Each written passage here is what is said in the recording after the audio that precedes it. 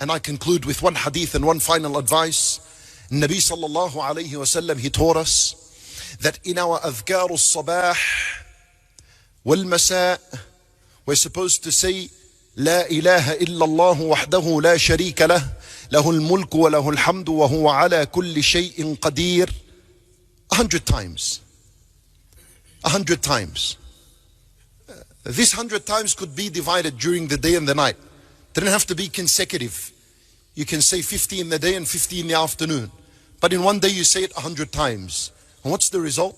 Nabi sallallahu alayhi wa sallam, he says, number one, kana, it is equal in reward to as though you have freed 10 slaves from the children of Ismail. Yani, the slaves from the children of Ismail are the Arab slaves. And it was known that the Arab slave is much more expensive than any other slave because of the strength he has, the ability he has, and so on. The obedience he has to his master, the loyalty he has to his master. So he was more. Now what does it mean that you free 10 slaves? What does that mean? For me and you, what does that mean? In another hadith, the Nabi sallallahu alayhi wa sallam, he teaches us the reward of freeing a slave. He says that the reward of freeing a slave, for every limb of his you free, it is your freedom of Jahannam. Yani 10, you freed 10 slaves. This is your freedom from Jahannam 10 times. Did it cost you anything? La ilaha illallah wahdahu la sharika lah, lahul mulk wa lahul hamd wa huwa ala kulli shay'in qadir. Did you have to lift anything? Did you have to run and walk to something? Did you have to pay anything? Nothing. Cheap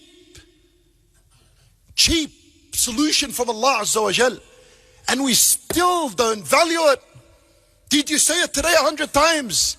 Did you plan to say it 100 times? If I was to tell you free 10 slaves a day, the multi-millionaire won't be able to do that for long.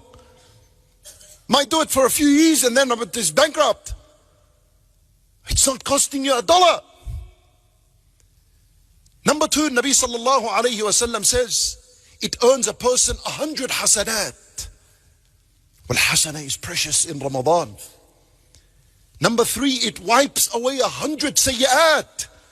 See where the goodness is? Who commits 100 sins a day? Yeah, who among us commits 100 sins a day? Yani the idea is, even if you're committing 100 sins, there's your solution. Every morning, to say it 100 times. And it'll clean these 100 sins of yours. And then it raises a person 100 levels in the paradise. And then you are the best of mankind on the day of judgment, except someone who has said it more than you. He deserves to be in number one position.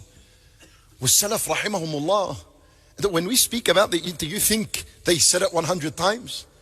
Salaf rahimahumullah, minimum 1,000, 2,000, 10,000 times a day. That's minimum of dhikrullah.